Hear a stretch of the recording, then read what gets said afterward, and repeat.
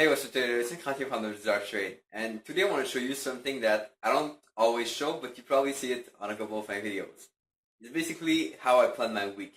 So every single week, this is a good habit of writing down everything I'm going to trade for the week.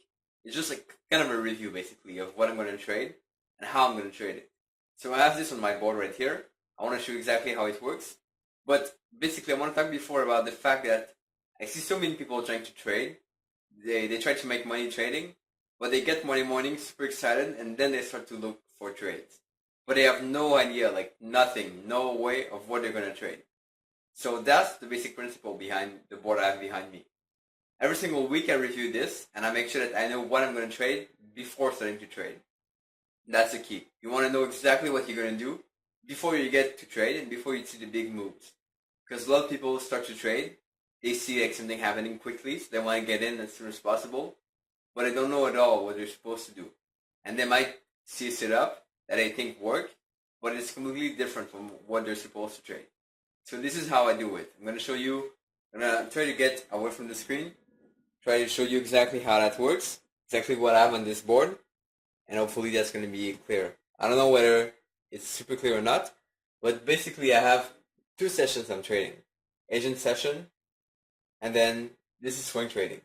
So for everything I'm trading, basically, I have my different plays. What I call plays are simply strategies I have. So for the Asian session, I'm trading basically the previous day phase. So this is the market phase I look for. Then I'm going to identify a range from 6 to 8 p.m.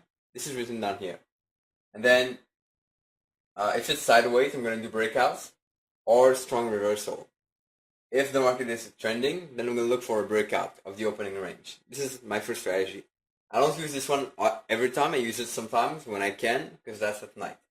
Then swing trading, you have three plays, three different scenarios that can happen. Either it's going to be a breakout, it's possible. Either it's going to be a pullback, or it could be reversal as well. But for every strategy, I'm really, really specific on what I'm trading. And so I have my tools that I'm going to use for every trade. Then I do some kind of small setup here, but it's basically it. It's basically how it works. Now those don't happen often because they're basically swing trading, so I might see them like once or twice per week. So that's how you have to see it. I may have many strategies, but I don't see them often. So I want to make sure that I have something to trade, basically. And then this is the other part that is pretty powerful.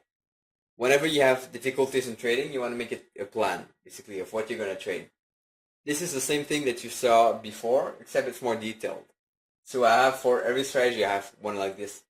It's basically what my strategy is about, the trading time I'm going to trade.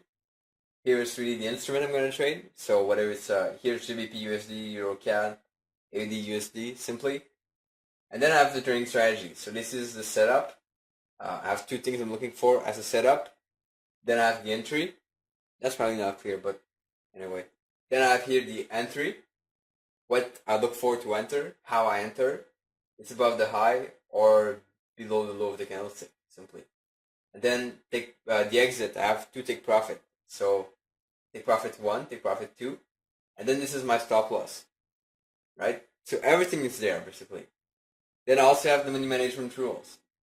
Risk per trade, it's going to be 0.5 for this one. This is the Asian session one, yeah.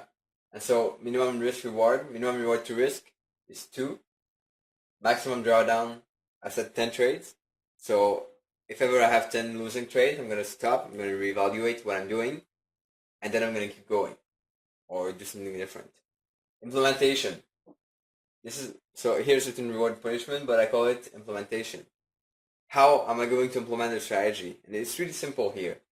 I traded this one demo for a month. And then I'm going live. So I've been trading this one demo for a month. Now I'm going live. So now I'm live on this one. But it's really important to have this written down because you want to know exactly what you're going to do. And if ever you have a problem, you want to know like what you're supposed to do. That's really important. I hope this is valuable for you guys. I hope you're getting something out of the video. I really want to make sure that you do the same. At least you don't need to have a board. But if you can just have something written down first, whether it's a journal, whether it's something written down that you have next to your desk. You want to make sure it's visible because you want to make sure you watch it every single day and that you take action on it. If you can write it down every single week, I think in the beginning that helps because you want to make sure that you know what you're doing, right? Those, I kind of remember them by heart because I write them down every single week.